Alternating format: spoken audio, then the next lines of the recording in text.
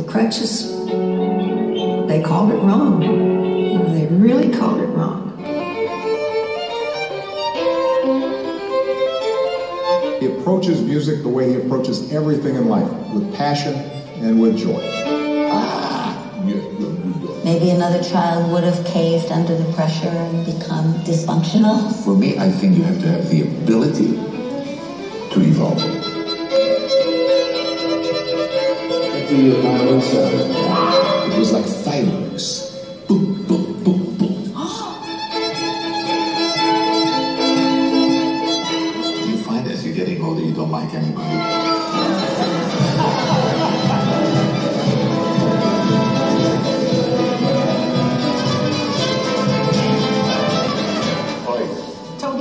Blown away by Itzhak's playing, and she was a goner. I was a goner. I was. I can make things work on this violin easily. It responds to my concept of sound. That's about it. The people who came to Auschwitz, they came always with violin. In other words, this was strictly for survival. He got a gift, because what he's doing there it's not music. This is praying with a violin.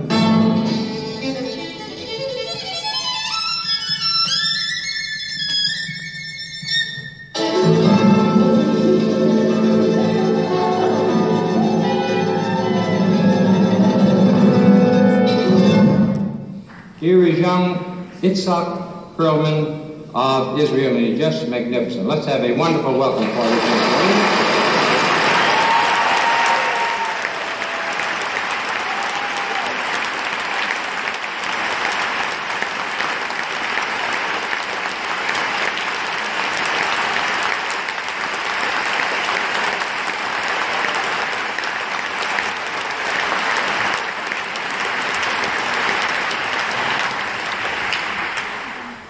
Ladies and gentlemen, can you hear me? Yes, now you can hear me. Thank you very, very much for being here. The world is kind of going a little crazy these days, so it's so nice to get together and enjoy some music and some talk and so on. And most of all, May the 4th be with you.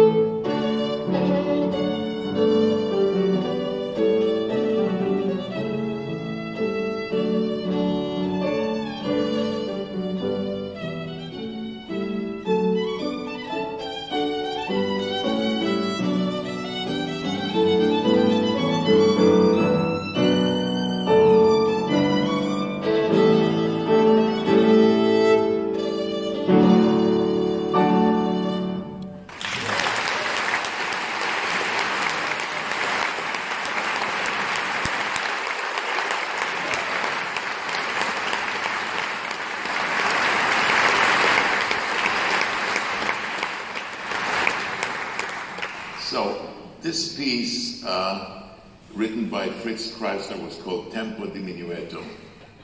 This piece that's not too difficult, quite simple, and could be played by people who are talented, are pretty young. You could have a 7 or an 8 or a 9-year-old play this piece easily because it's not very challenging. But I'm always asking myself, what is the right age to start playing an instrument, specifically the violin? And I'm reminding myself of this story that happened to me. I was playing a concert in Europe, and a young lady came backstage, said, "Congratulations, Mr. Perlman. I have a question." I said, "What is it?" When should my son start, and where, not when, but what kind of lessons should he have? Should he study privately? Should he study in a conservatory? Should he get Suzuki lessons and so on? So I said to her, "How old is your son?" And she said, "He's 17 months.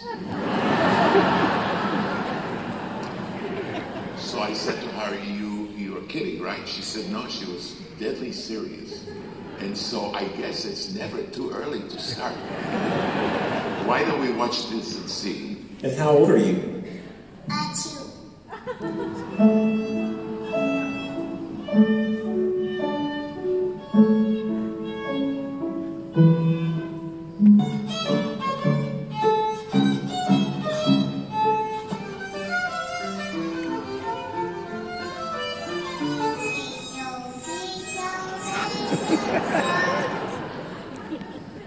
So, never too early, is it? My parents started me playing the violin at the ripe old age of 3.5.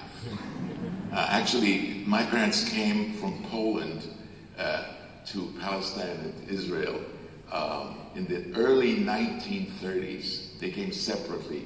My mother, who was, I would like to say, a modern woman, she did not believe in what they believed in the Orthodox family, that a woman's place is to clean and to cook and to bear children. She wanted to be a professional, and she really wanted to be a seamstress, but it didn't quite work out.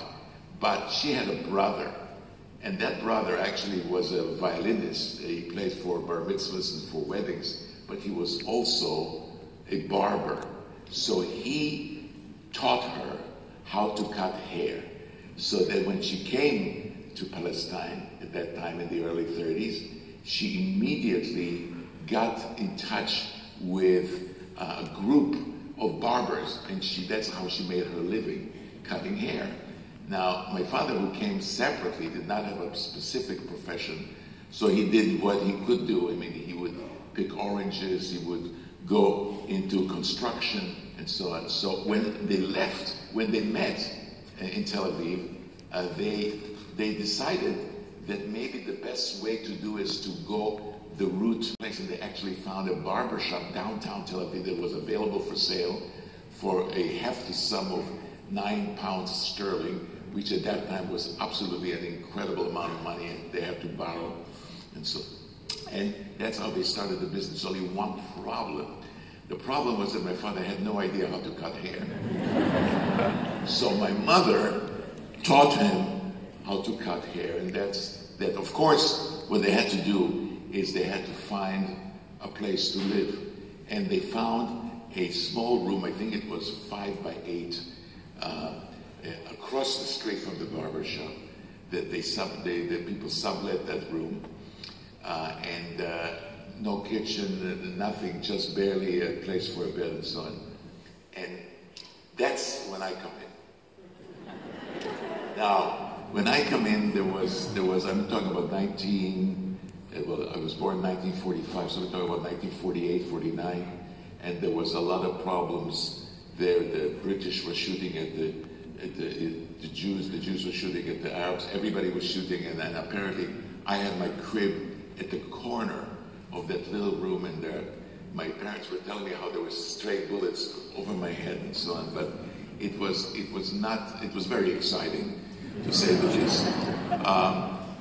But the thing is that that's when I discovered, and they discovered, that according to them, I was a young genius. I could do anything when it came to music, you know. I could repeat any melody and so on. And I would even like to sing and to repeat what I heard on the radio. And the neighbors, you know, I usually would do that at like 4 or 5 o'clock in the morning. and the neighbors were saying, your son is such a wonderful boy, but why does he have to sing so early in the morning? So during that time, there were basically 2 subjects that were discussed. It was food and money, which was, they were all connected. They didn't make that much money in this barbershop. And of course, there was music. So the only entertainment that we had at that time, in the late 40s, was the radio. There was no television or anything like that. So all we heard was music by, you know, like overture. One of the overtures they fell in love was the overture by Supe of the Light Cavalry Overture. My parents loved that. You know, I got sick of it. You know, that's all they heard. Oh, I love that. Oh, that's wonderful. That's wonderful. That's great, terrific. But I also heard something that really caught my ear, and that was.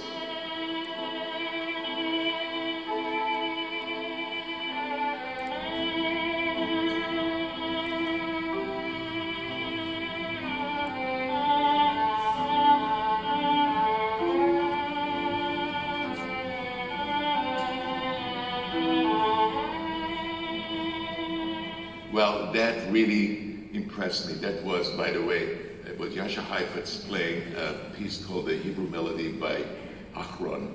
And I said to my parents, I want to play the violin. So they said, you want to play the violin? We'll get you a violin. So they got me this violin. And I took this violin. I was so excited. I put it under the chin. And I was waiting, and then I went.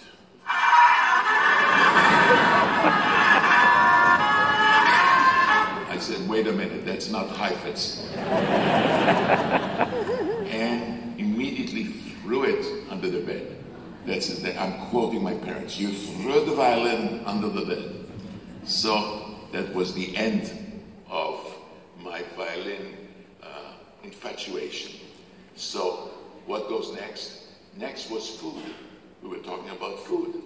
But now, I'll tell you about food. We had there was no money for really, no money, you know. So my parents would have watermelon and a piece of bread, and so on. And I would sometimes have maybe a little bit of a drumstick or something like that. We were very poor. But when it came from Friday night, my mother always made a special meal. And one of the things that she would make, which was a traditional thing, was a thing called gefilte fish. Those of you who knows gefilte fish, then I don't have to explain it. Those of you who do not know, I will explain very quickly. Gefilte fish is a carp or a white fish ground together. They mix it with breadcrumbs and eggs and onions and sugar. It's disgusting. But when you're a young kid, you know, you get used to anything. So now, how did my mother make this gefilte fish? So on a Thursday, this was for Friday night dinner. So on Thursday, she would go to the fish market, and she would get a medium-sized, not because she couldn't afford a large fish, a medium-sized carp that she would bring to the house. And across the way from our little room, there was actually a bathroom with a bathtub. So she would fill the bathtub with water, and she would take the fish and she would put it in the bathtub. And that fish started to swim, and I was just fascinated. I fell in love with the fish. And I would go to the bathtub, you know, and I would start to pat the fish, and I would pat the fish would go this way, I would go that way, and we bonded. Now, what happened Friday morning? My mother would take a skillet and hit the fish over the head. That was the end of the fish. So every Friday, I lost a friend.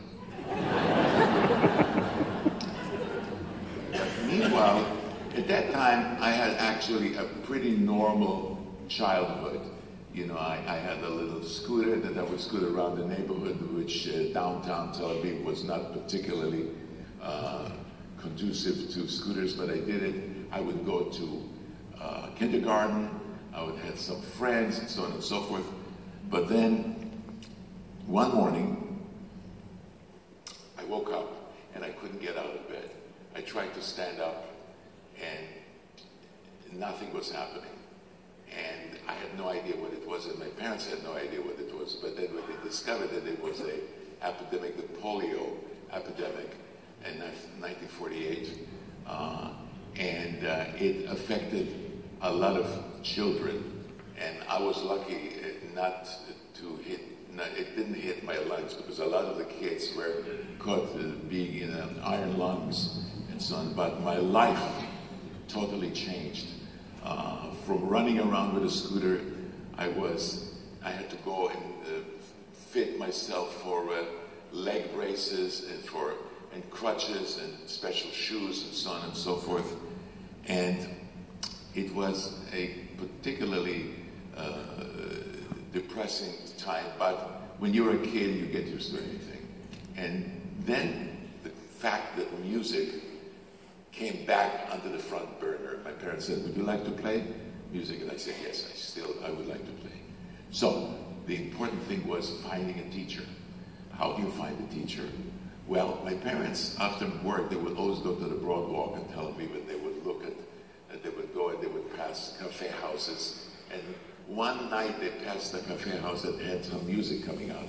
They looked inside, there was a band, and there was a guy playing the violin. And they looked at each other and said, "Hey, that's a teacher for our genius." So they went into the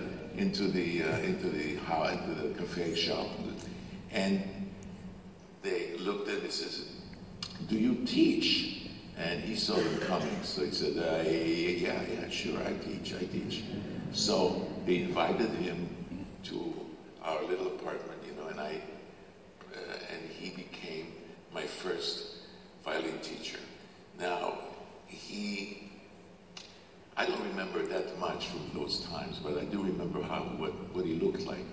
He looked like a combination of a Russian Paganini. I'll show you this. You notice this, the hand position is not exactly great.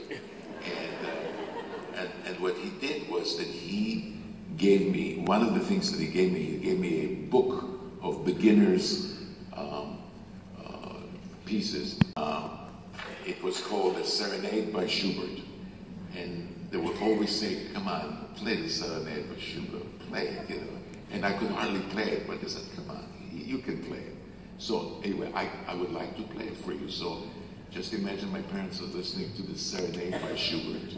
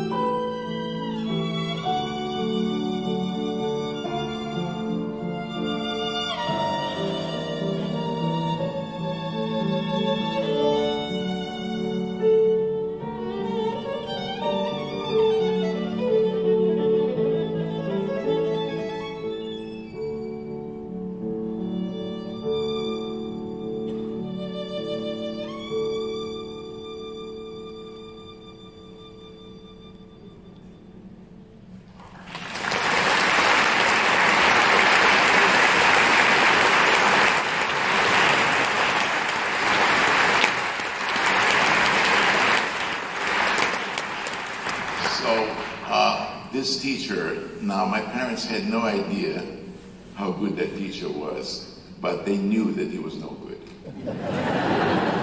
So he was summarily fired, and then my teacher went to do what they were supposed to do to begin with. They went to the local conservatory and to look for a teacher, and for their young genius. And so there was one teacher, and she was actually of Russian background as well, but she was well studied and she knew what she was doing, and they convinced her to come and please listen to me. I'm sure that they told her that, you know, I had polio and I was sitting down and so on, that I'm talented, and she probably didn't believe it. And so she came and she listened to me, and she said, okay, I will teach your son. And she gave me a beginner's piece, which was a concerto by a composer that wrote a lot of beginners' concerto by the name of Oscar Reading. And well, that piece usually sounds, you know, people who are beginners usually play this piece. So let me show you what it usually sounds like.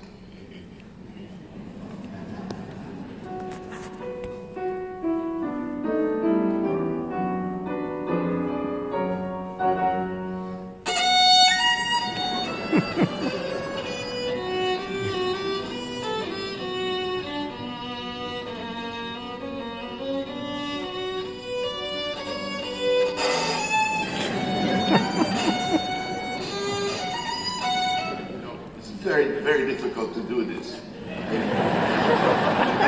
have to make sure that it's just slightly out of tune. You know, to play something out of tune, very much out of tune is easy, but slightly out of tune is hell, like my wife says, slightly. So, and then of course I have to work all my scratches and stuff like that. So now let's hear it, hopefully the way it should sound.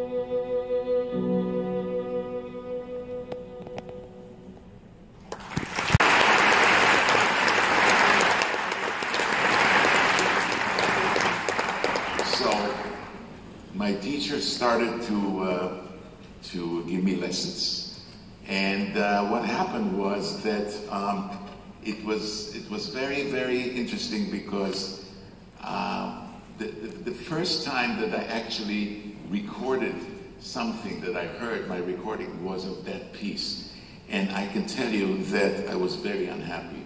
I mean, I was so upset that for 2 weeks I couldn't stop thinking about how horrible I sounded. Because, you know, usually when you hear yourself for the first time, it's totally different than when you think that you sound like. So that was not a very good experience for me. Meanwhile, my parents realized that I had some talent, and I can tell you that the situation was, well, do you know there is a show called Whose Line Is It Anyway?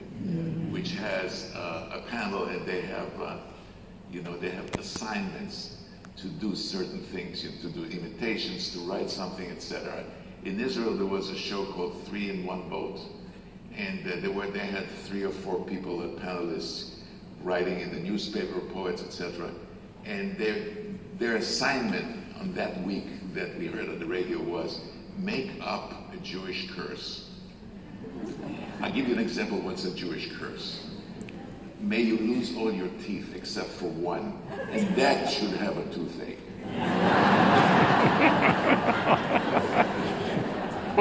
So, that week, the winning curse was, may your son play the violin. So, my parents were blessed, so to speak, by that curse. And so they moved to a neighborhood away from downtown Tel Aviv where it had a school where I could actually walk to school every day and so on. And I would go to school and I would study and I would practice and so on. That started a 3-way confrontation between myself, my teacher, and my parents. And the basic theme of that confrontation was, is he practicing or is he not practicing? My parents says he's practicing. My teacher said he's not practicing. I'm just sitting by my side, just listening to them fight. Meanwhile, I was making plans because I hated practicing. I mean, do you know any kid 7 or 8 years old who likes to practice? If you show me a kid like that, I'll say, there's something wrong with that kid. I mean, I really hated it. So what happened was that I was looking for ways to make practicing easy and not a chore. And you know, I was practicing in the living room, and my mother would be cooking in the kitchen, and all she knew, she was not a musician or anything like that, neither was my father. And she knew that she needed to hear something coming out of the violin. She needed a noise. As long as she had the noise, she would leave me alone. So, how do I produce a noise without really thinking much about it? So I was looking at there was an exercise book, and it had an exercise for bouncing bow, which is called spiccato. And so I found that exercise book, and I'll show you how it started.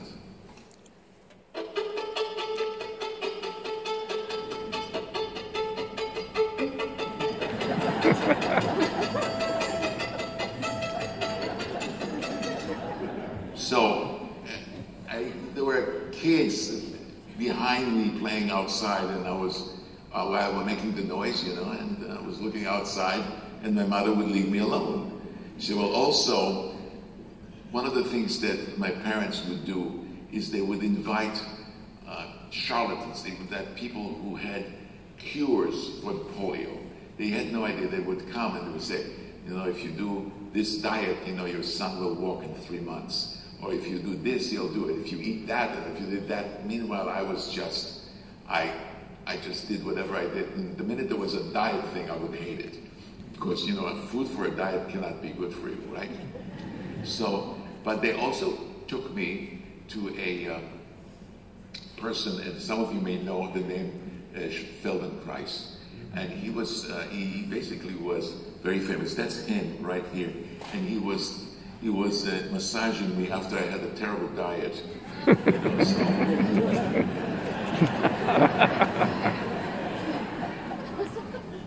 Seriously though, he told me that the brain is really a phenomenal organ in the body, that you can do so many things within your brain that you don't even have to do actually. You can think them. And he said, for example, he said, you can actually practice with your brain without actually practicing it. You can do it here. Really? I love that. That all of a sudden, you know, I didn't understand anything he was saying, but that I understood. So the next day I was practicing, and I stopped practicing. My mother said, "Oh, you're not practicing." And I said, "I'm doing the Feldenkrais method." my parents, she didn't buy it, but you know, I tried. Meanwhile, I was getting scholarships. My first scholarship was this is Moshe Sharet, who is the second Prime Minister of Israel, who gave me my first scholarship. And I was also playing for visiting dignitaries from the States, a lot of them from America. You know, this was in the Academy of Music that I was playing. And I loved those concerts. They would always invite me to play because I was cute, you know, I was sitting down, I had crutches, you know, I played so okay, so I was a good, kind of a good student to show off. And I just loved those concerts. The reason that I liked them is because after every concert, as a present, my mother would cook for me a boiled quarter of a chicken. And that would look like that, you know? And I would have my boiled chicken. Concert finished by about 8:30. By 9 o'clock, we were back home, and I would have my boiled chicken. I loved those concerts. So, and another thing that was happening to me, at that time I was about 12 years old, there was a company that made cookies, and they had a campaign to advertise their cookies. And they chose me as one of the people to advertise, and that was my first film that I made around the age of 12, playing a Bach piece. So let's look at it.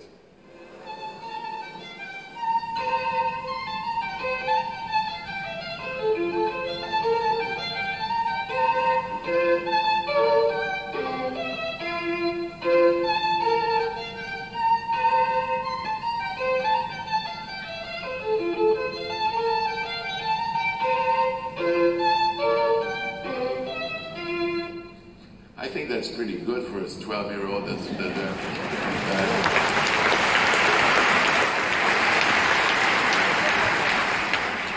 Nice born, you know, my teacher knew what she was doing and so on. But yet with all these little scholarships and you know, a little film here and there was always an underlying current of doubt that I could have a career. And the reason was that people just did not take me seriously because, you know, who has a career with sitting down? He has polio. It's very cute, but it's not really serious. So things were not progressing, you know, as they could have if somebody did not have polio or anything like that. And I was dreaming of going abroad, because everybody in a small country such as Israel always dreamt a certain time to go to finish yourself. It's called Ishtalmut. So you either go to Europe, to some school, or you go to the United States. And I was dreaming of going to the United States. And I had a textbook that I took some English in 7th grade, and the textbook has a picture of the Empire State Building. And I said, oh, one of these days, maybe I'm going to do the same. I could see the Empire State Building. I was dreaming about television or a Polaroid camera. You snap a button and you have the picture. I mean, those little things that I was dreaming of, and nothing was happening. But then something did happen, by the name of Ed Sullivan. Ed Sullivan he was a great showman, and he wanted to have a show only of Israeli artists. He was a lovely gentleman, and he sent emissaries to Israel to audition people to come to the United States to appear on the Ed Sullivan Show. So just imagine anybody with anything that they could do that was a bit unusual came to the audition. You know, somebody's brother, somebody's baby, somebody who can swallow a ping pong ball and play at the same time. Somebody who can cook and then play Hava Nagila. Anybody that could, they would audition for him, you know, and I was no exception. So I auditioned, and I made it to the final round. And the final round consisted of Mr. Sullivan himself coming to Israel to listen to the what would be a final list of people appearing on the show. So I played a piece that I would like to play for you right now, and that I'm sure that a lot of you know this piece very, very well. It's a piece written by a composer by the name of Giuseppe Hector Fiocco. You don't know that piece, do you? Really? I mean, he had a lot of likes on the Facebook. Well, for those of you, I don't know if any of you have children or grandchildren who has taken Suzuki violin lesson. This particular piece is on the 6th book of Suzuki. And of course, it's played much slower, but I think we did this routine before, so I'll just play for you how it's supposed to be played. So this is Allegro by Fiocco that I played for Mr. Sullivan.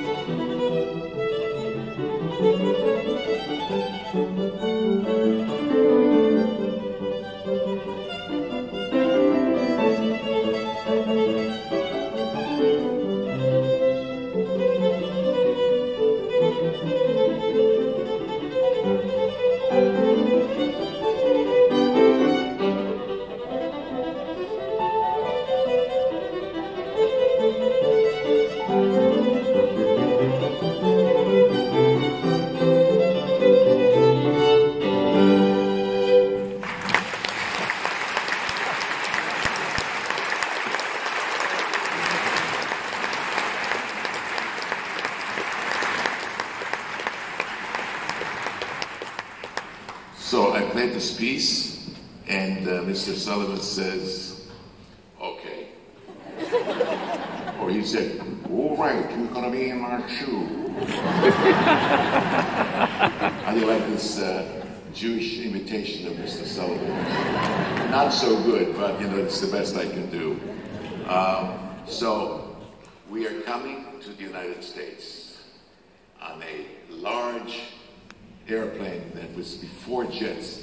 It was called the Whispering Giant. It had 4 big propellers and lousy kosher food. And it took us, I think, maybe 20 hours to get from New York, from Tel Aviv to New York. We had to stop at Shannon, and then rest a little bit, go. So it was a very long flight. And I was very, very, very upset, you know, because I left my friends in Israel. I came to the States. I was 13. I came with my mother. My father was still in Israel trying to fix all the business so that he could join us. So it was a very depressing time for me. We checked in the hotel, and the size of the hotel room was similar to the size of the room that my parents rented across the street from the barber shop. And then, you know, you opened the door, you could touch the window. But one of the things that was exciting for me was on the corner, there was a television set. And I turned it on, it was black and white still, you know, we're talking about 1958. And the Channel 9, it was a show called $1 Million Movie. You probably remember that. And there was the theme. The theme was From Gone with the Wind. Oh my goodness, such memories. Oh, God. But enough of those memories. I was going to be on the show with Ed Sullivan, on the Ed Sullivan Show, and that was very, very exciting. So Mr. Sullivan, who was a real, as I mentioned before, a real gentleman, we really bonded together, and he kind of liked me. And I don't know why I was on his show, whether I was chubby and nice, or whether I was good, or whether both. Whatever it is, we actually have, some of you may have seen it, but if you haven't seen it, there is a snip of what it looked like on the Ed Sullivan Show.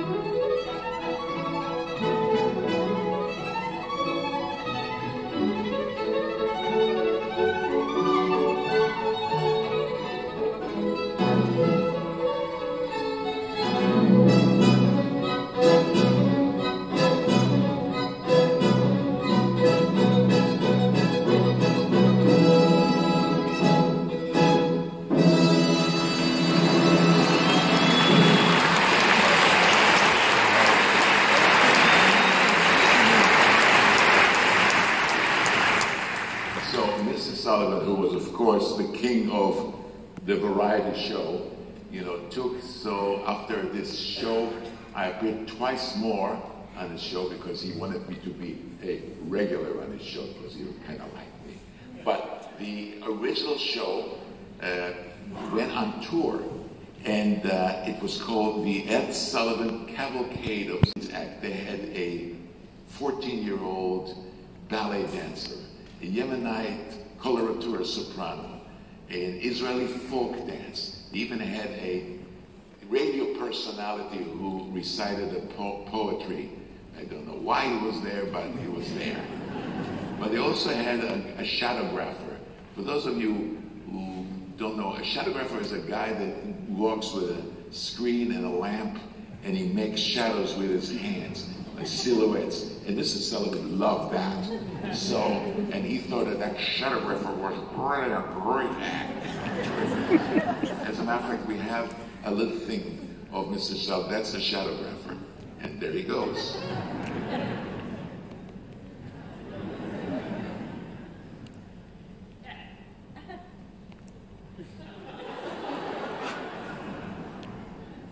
I like that one the most. Watch that, watch that. There you go. So that was the cavalcade start. We would go from town to town, and the thing is that my mother and I would always look for kosher food because we came from a kosher house, and so on. And kosher food was very, very difficult to find. So we would always, in certain towns, we would be invited for a meal that we knew that people kept kosher, or we would look for a deli that we would have, that, you know, we could have a sandwich or something. I remember one time we found a deli in New York. For a week, all I had was kosher hot dogs, 7-Up, and French fries every day because it was kosher. Otherwise, it was tuna fish or sardines. So that was the food experience that I had as a youngster. I also had an interesting experience. We were playing a concert in Youngstown, Ohio. And I remember, can you imagine remembering it from 1958, the name of the town, Youngstown, I never forget it. You know why? It's because that's where I discovered snow. I've never seen snow before in my life. And I remember being in the car going to a rehearsal. And they opened the door of the car, and there was white stuff on the floor. And so I stepped on the white stuff and immediately fell it right behind. Like that. And I just got up and I fell again. And I got up and I fell again. That day, I would say I fell about 9 or 10 times. It was a very interesting day. And I discovered one thing. I love to look at snow, but I don't like it. Because it's not for me. But so that was my snow experience.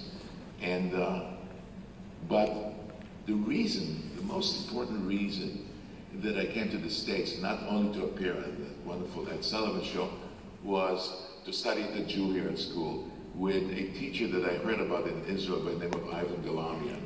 That's him. And I immediately, the people who were organizing the program arranged for me to audition, but not for him immediately, but for his assistant at that time, Dorothy DeLay, who became then a wonderful teacher in her own right, and I would study with her and with both of them. There's Miss DeLay. And so we were, you know, she said, well, you can go to Juilliard and you can study. But meanwhile, what happened was that there was a problem. How do we support ourselves? You know, because there was, my mother and I, you know, she didn't do any work or anything like that. But I was actually in the, what do you call it, in the, they knew about me because of the Ed Sullivan show. So I was a very good fundraiser. So every time there was a fundraising experience or an event, they would call me up and says, Mrs. Perlman, is Itzhak want to play something for the hotel, you know, after the concert, and they would play, you know, a dinner for a fundraising dinner. You know, I don't know if you know what fundraising dinner is. You know, you sit at the table and you have kosher food, and then they ask you, they ask you for a contribution. It reminds me of the joke of the Goldbergs. They are flying from New York to Hawaii. And in the middle of the flight, the pilot says, ladies and gentlemen, I have some good news and some bad news. The bad news is that we lost 2 of our engines, and there's no way that we can get to Hawaii without stopping. Now, the good news is during the Second World War, I flew over the ocean, and I know of an island that exists there, that I know where it is, and we can land there. So that's the good news. But the bad news here is that it's not on any map, so I'm not sure that they can find us. So Mrs. Goldberg turns to her husband. She said, Moshe, did you make a pledge yesterday at the fundraising dinner? He said, I did. She said, did you pay it? He says, not yet. She said, don't worry, they'll find us.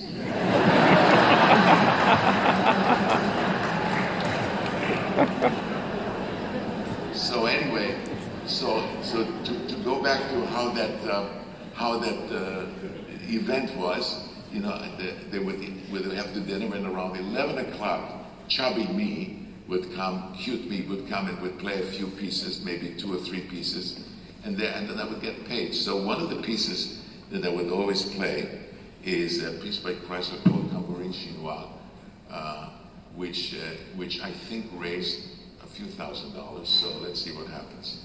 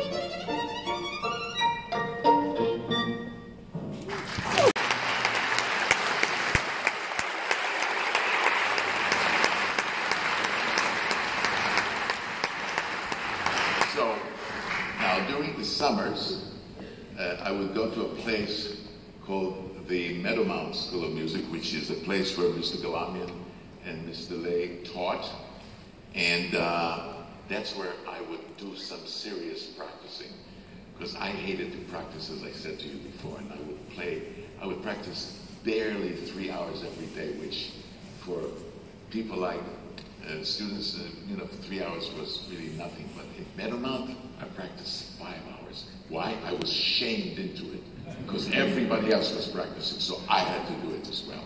So it was one of those things. And at Perlman, one summer they made a documentary. By that time I was 17 years old. And they made a documentary and they asked me to play something there. So we actually have a video of that, or a film of that. So let's hear that.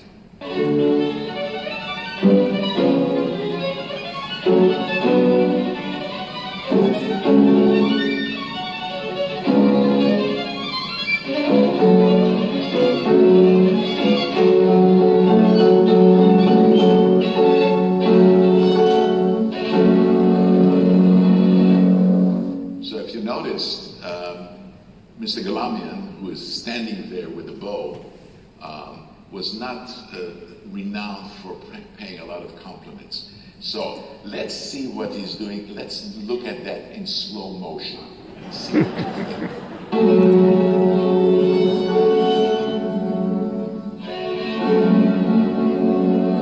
Now notice how his bow goes to me. He says, I'm being knighted.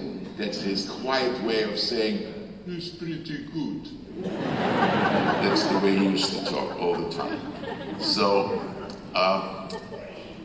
what happened was, at that time, Mr. Lay had a friend who was a conductor of a training orchestra, and they had a concert every year, an annual concert at Carnegie Hall. And she convinced him to listen to me and see if he would agree to have me as his soloist for that particular concert. And he did, and I played this concert at Carnegie Hall. As a matter of fact, what I did was the Concerto by Wieniawski, which you heard, a little snippet that I did at Perlman. That was a piece, very, very difficult piece. And I think I thought it was pretty good, very, very important. But just imagine, you're playing at Carnegie Hall. What is the goal of playing at Carnegie Hall? What is the dream? The dream is, the paper says, Mr. Perlman, what a phenomenal discovery. He's a genius, fantastic musician, great technician. He's fantastic, amazing, blah, blah, blah, blah. There was a newspaper strike.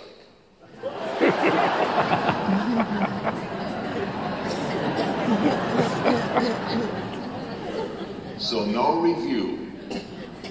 And so it was a little bit disappointing, but I did find that they actually wrote articles while the strike was going on, just in case the strike would be over and they would have something to publish. And my review was there. And the reviewer says, I'm not sure that the standing ovation that Mr. Perlman got after his concert was because of the way he played, or because of the fact that he was sitting down and he had polio and he played with that. That, again, the underlying current of doubt, not to give me credit for what they heard, but the whole thing that they saw, which I had to fight for the next couple of years. People always tried to look at me rather than to listen to me. But finally they forgot all about it. Now, I would like to go back to Meadowmount. And the reason that I want to go back to Meadowmount is because that's where I met my future wife, Toby. And there she is. And what happened was that twice a week there was a student concert. And one of those concerts I played a piece by Ravel called Tzigan, which sounded a little bit like that.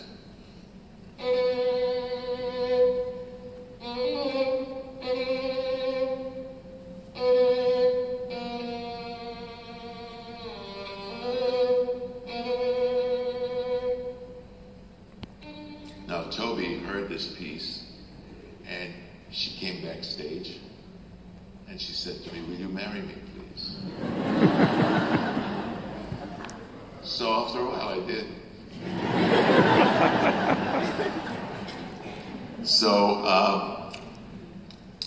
But while we were dating, it was very convenient because we lived 2 blocks from each other in New York.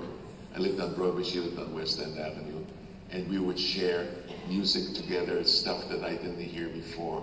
because she was an avid listener to wonderful pieces, not just for fiddle, but lieder and songs, and so it was a wonderful relationship, because we were always on the same musical page. At that time, there was a competition that I earned that was called the Levitrate competition. It was one of the few competitions at that time, 1964. I was 18 years old. And as you can see, this is one of the judges by the name of William Steinberg, very, very important conductor, conducted the Pittsburgh Symphony. He congratulates me, and if you see in the background, there's my wife, my future wife, Toby, and my mother. They're quelling that I just won the first prize. And while this was happening, somebody went into my dressing room and stole the violin. Now, the violin was loaned to me by the Juilliard School. It was a very expensive, it was a Del Gesù, Guarneri Del Gesù, which at that time was worth at least $35,000 or $40,000. At that time, you think about today, this violin is probably $4, $5, $6, $7 million and so on. And it was such a deal, because the competition is nice news, but when a violin is stolen, it's front page news. And that was front page of the New York Times. Mind you, below the fold, but still front page, and there it is. And the person, the pawn shop guy who got the violin, you know, the guy, it was given to him, paid $15 for the violin. The reason that he paid $15 was because it had two of my bows. Without the bows, it would have been probably $10. And it was very funny, because his daughter recently wrote me a letter. She said, you know, my father was the pawn shop, the broker that found your violin, because he read it in the New York Times and he saw the insurance that were going and so on. It was one of those incredible. I was actually accused of setting the whole thing up, but believe me, I did not. And but I didn't care. It was my fiddle. But who cares? But it's no. I did. Very, very, very important event. Now, eventually, Toby and I got married, and immediately we went. That's by the way, that's Isaac Stern. Given my wife a peck on the cheek after we were together, we were married, so on. We went immediately to Europe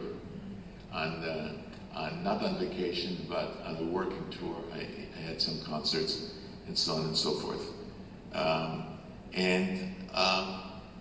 Then came our first child, and we thought that was the most terrible, terrible experience. I remember I was alone, and Toby and the baby were in New York, and the terrible experience was that I was alone and the baby was not with me. So I called her up. I said, "You've got to come over. This is ridiculous. You know, we have to be together." So she packed up with our first child, and she flew over, and then we were spending time finding a hotel with 2 rooms, or with a room that would have room for a crate, for a baby carriage, and so on and so forth. And it was difficult, you know, in the airport, during the trip, during the tour and so on. And then our second child arrived, and we were saying, oh, the good old days when we only traveled with 1 child. I mean, that was so easy now. 2 children, I mean, my God, it's so difficult. And then the third child came. He said, oh, with 2 children, oh my God, it was a vacation. Finally, we just said that, no, enough, too many, you know, 5 children, you know, we couldn't do that. So I was touring by myself, trying not to tour at the same time, but just coming back for the holidays and so on and so forth. And 8 grandchildren.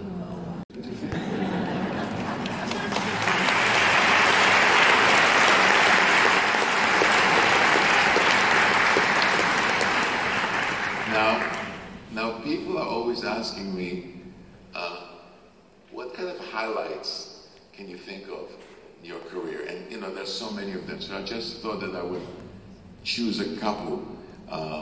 So one of the highlights was when we just got married. Actually, it was when our first son was born. So we were in London, and we were friendly with a lot of musicians. And one of the ideas was to make a film about a performance of a piece by Schubert called the Trout Quintet. And it was for bass, cello, viola, piano, and violin. And so we were friendly with all these people. So for example, Mr. Daniel Barenboim played the piano, Mr. Zuckerman, Pinker Zuckerman played viola, I played the violin, Jacqueline Dupre played the cello, and Zubin Mehta was always conducting, but he started off as a bass player, so he plays the bass. And we gave a performance of that at the Queen Elizabeth Hall that was filmed. But before it was filmed, backstage, we were kind of warming up, so to speak. So I like to show you what usually warm-up sounds like before a very important concert.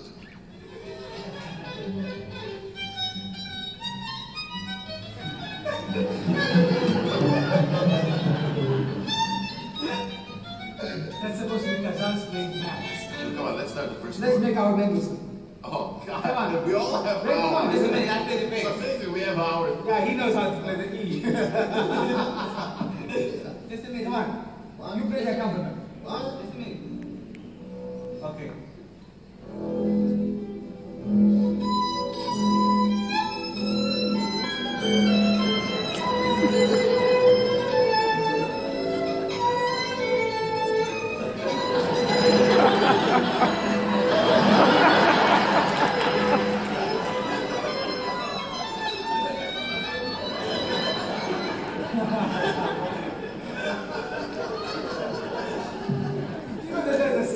Public waiting outside. So that's some of the things that was going on.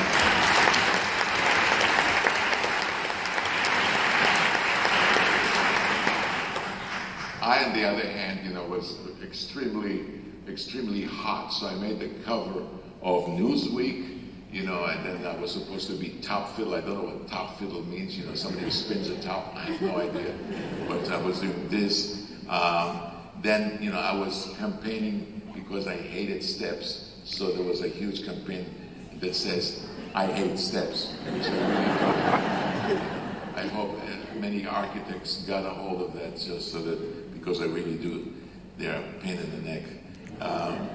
And then it also made a commercial for things that people with certain disabilities can use, with at that time an unknown pianist, but maybe you will recognize him by now. So there is that. Itzhak, we can't always see the benefits of space research. Like we can't feel them, right? Like this portable reading aid, which has a tiny camera a blind person can pass over printed words. Circuitry designed for the space program then converts what the camera sees into vibrations a blind person can read. Books, letters, newspapers. Even music scores from Tchaikovsky to Charles. Ah, space technology. This is what's in it for you. I enjoyed that very, very much.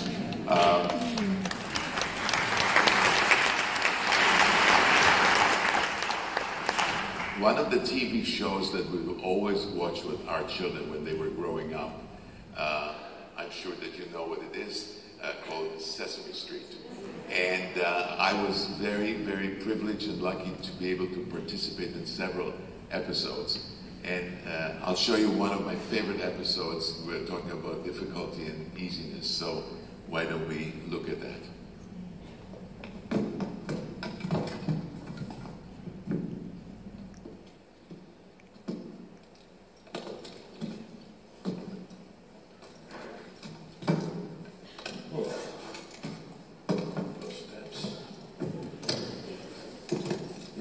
Some things that are really easy for you are real hard for me.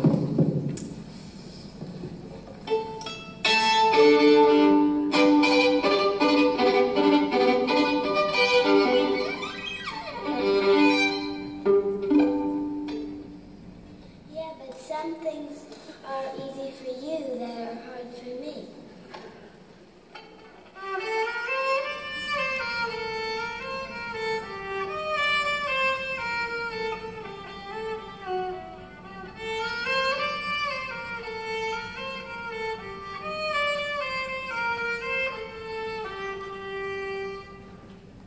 And this is a picture of a reunion with all these Muppets, and did you know that Big Bird and the Grouch were the same person underneath the thing? I was quite amazing. I thought the Big Bird was a nice fellow and the Grouch was they were both the same guy.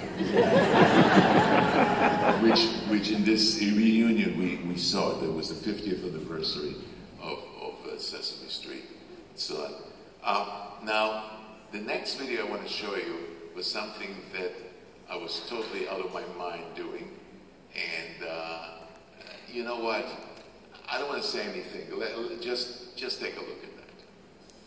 Necessarily croissant was... No, forget about it. Forget about it. So let me experiment. So...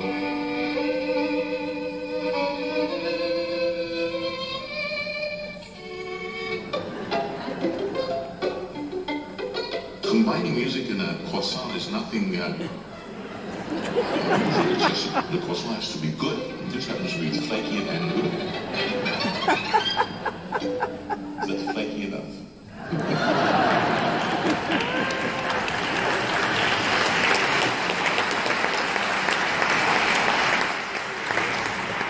This particular commercial I enjoyed very, very much because, you know, when you do these things, they take a lot of takes. They make very many takes, and they took about 10 takes, and each take included the tasting of the croissant.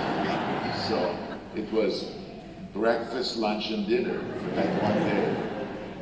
Now, another crazy thing that I did that's really, really, really crazy, and again, just watch this and see what happens.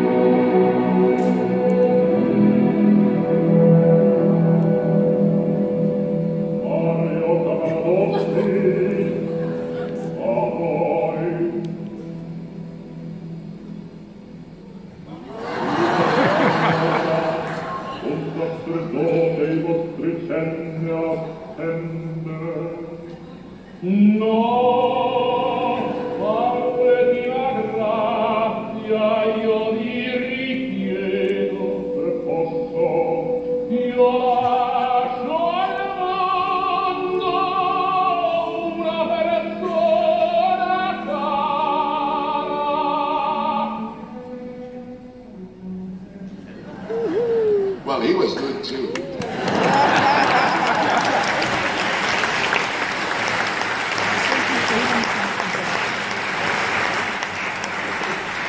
You know, this was my farewell debut on television.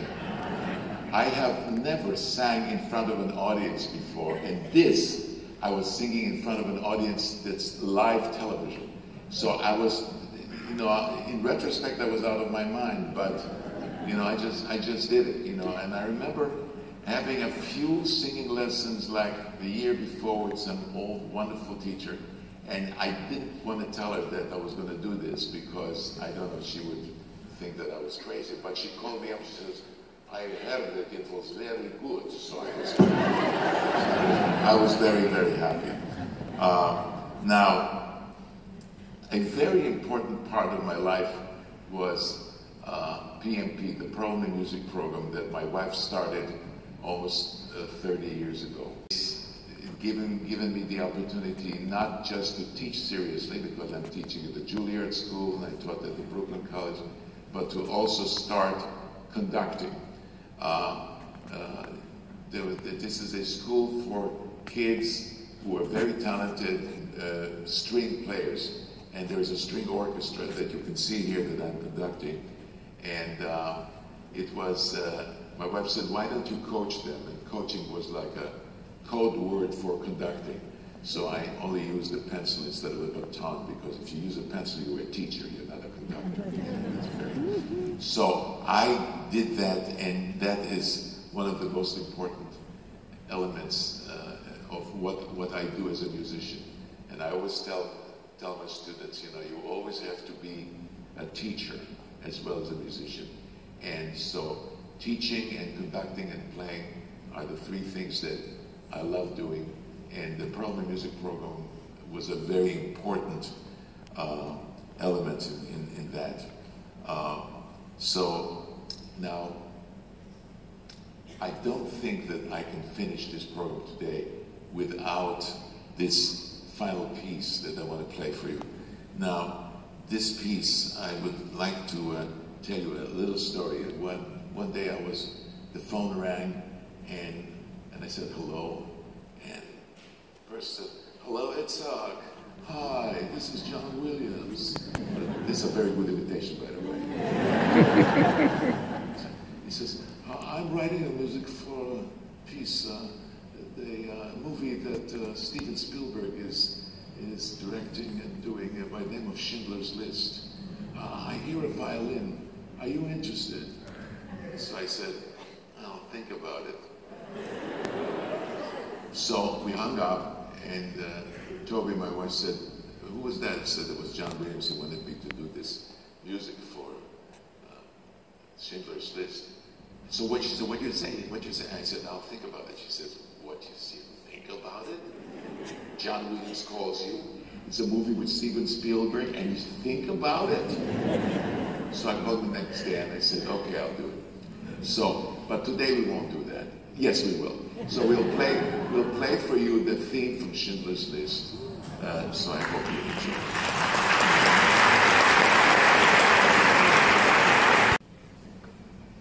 But before we play, I would just like to introduce to you the pianist for the evening, my pianist, Mr. Roman De Silva.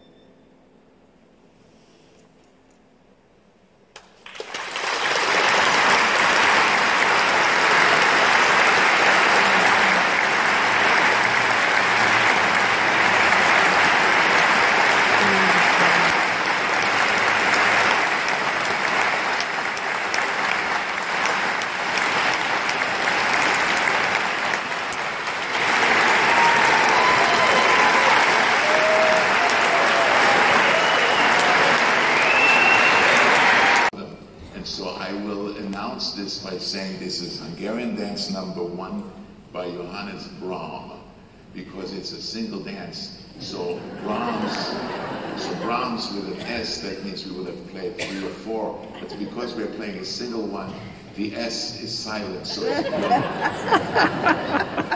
look, I'm trying the best I can. So, Hungarian dance number 1 by Brahms.